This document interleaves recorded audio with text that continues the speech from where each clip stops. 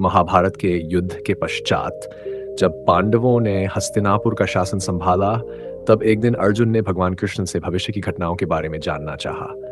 उन्होंने पूछा, हे केशव, धर्म की रक्षा के लिए भविष्य में कौन कौन से अवतार होंगे? भगवान कृष्ण ने कहा, हे अर्जुन, जब जब पृथ्वी पर अधर्म बढ़ता है, तब तब भगवान विष्णु किसी ना किसी रूप में अवतार लेते हैं। भविष्य में जब कलयुग अपने चरम पर होगा और अधर्म, पाप और अन्याय का साम्राज्य स्थापित होगा, तब भगवान विष्णु कल की अवतार लेकर पृथ्वी पर आएंगे। उनका उद्देश्य अधर्म का नाश और धर्म की पुनः स्थापना करना होगा। समय बीतता गया और कलयुग का प्रारंभ हुआ। धीरे धीरे अधर्म, पाप और अन्याय बढ़ने लगा। ऐसे समय में भगवान विष्णु ने शिंभल ग्राम में विष्णुयश और सुमति के घर में कल की अवतार लेकर जन्म लिया। शिंभल ग्राम का उल्लेख प्राचीन ग्रंथों में है, लेकिन वर्तमान में यह स्थान अज्ञात है। जब कल्कि का जन्म हुआ, तब स्वर्ग से देवताओं ने पुष्प वर्षा की और संपूर्ण पृथ्वी पर एक दिव्य प्रकाश फैल गया। कल्कि भगवान का बाल्यकाल अत्यंत अद्भुत और अलौकिक था। वे अल्पायु में ही वेद, पुराण और शास्त्रों का ज्ञान प्राप्त कर लेते हैं। उनकी शिक्षा का प्रमुख हिस्सा महर्षि परशुराम से होता है। परशुराम जी उन्हें शस्त्र और शास्त्र की शिक्षा देते हैं।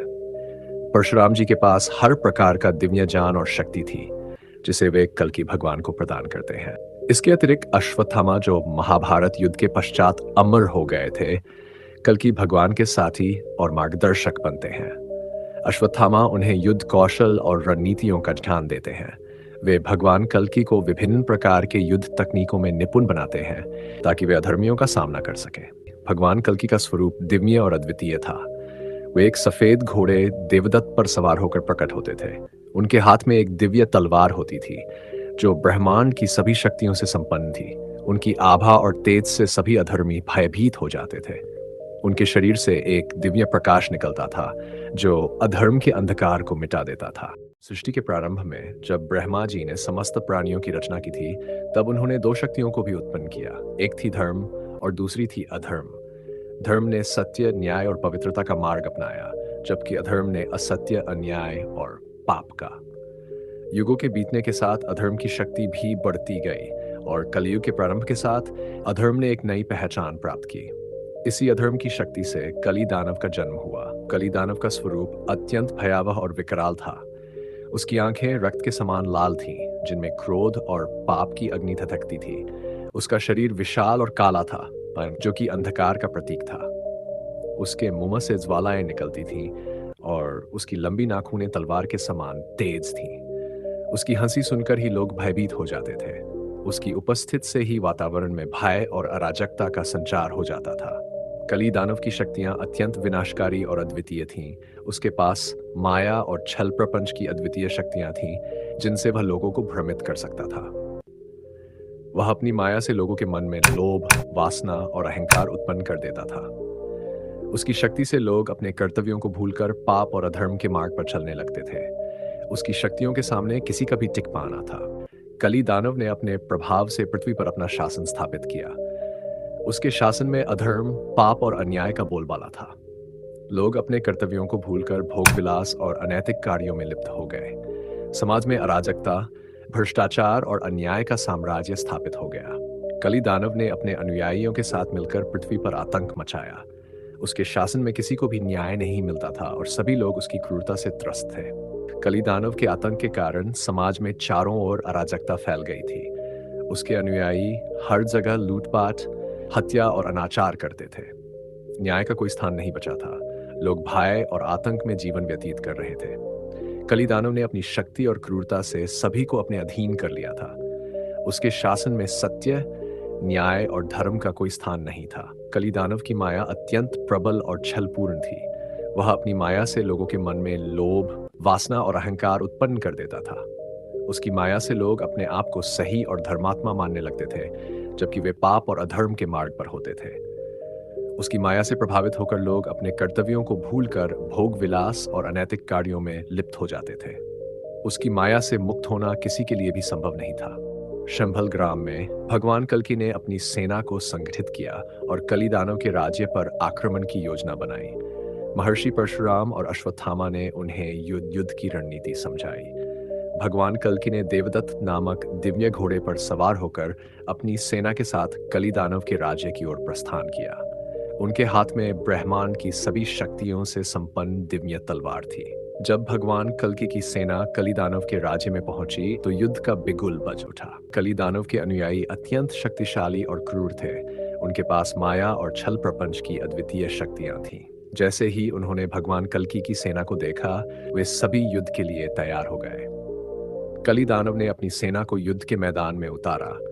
दोनों पक्षों के बीच अत्यंत भीषण और विनाशकारी युद्ध शुरू हुआ। महर्षि परशुराम ने भगवान कल्कि को दिव्य अस्त्र शस्त्रों का प्रयोग सिखाया था। वे स्वयं भी युद्ध में भाग लेने के लिए तैयार थे। अश्वत्थामा, जो महाभारत युद्ध के पश्चात अमर हो गए थे, ने अपनी युद्ध कौशल और अद्वितीय रणनीतियों से भगवान कल्कि की सहायता की। उन्होंने भगवान कल्कि की सेना को प्रेरित किया और उन्हें युद्ध के मैदान में मार्गदर्शन दिया। तो भगवान कल्कि ने अपनी दिव्य तलवार उठाई और युद्ध के मैदान में कली दानव के अनुयायियों का सामना किया। उनके साथ महर्षि परशुराम और अश्वत्थामा भी थे। युद्ध का आरंभ अत्यंत भीषण था।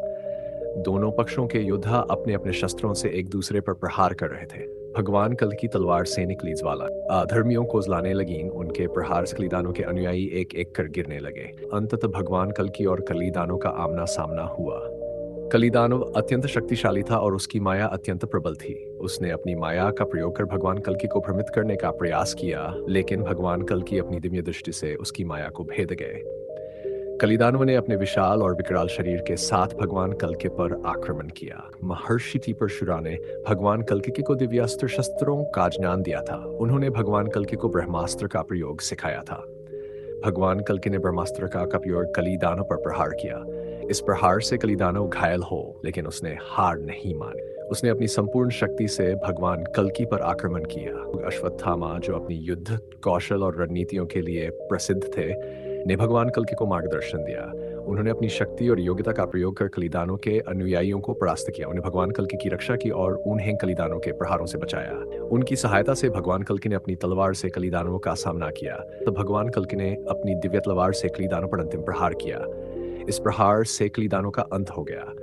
कलीदानव की मृत्यु के साथ ही उसकी माया और अधर्म का भी अंत हो गया। युद्ध का मैदान शांत हो गया और भगवान कल्कि की सेना ने विजय प्राप्त की। कल्कि भगवान द्वारा अधर्मियों का संहार करने के बाद वे एक दिव्य राज्य की स्थापना करते हैं। इस राज्य में सभी लोग धर्म का पालन करते हैं और न्याय, सत्य और अहिंसा का बोलबाला होता है।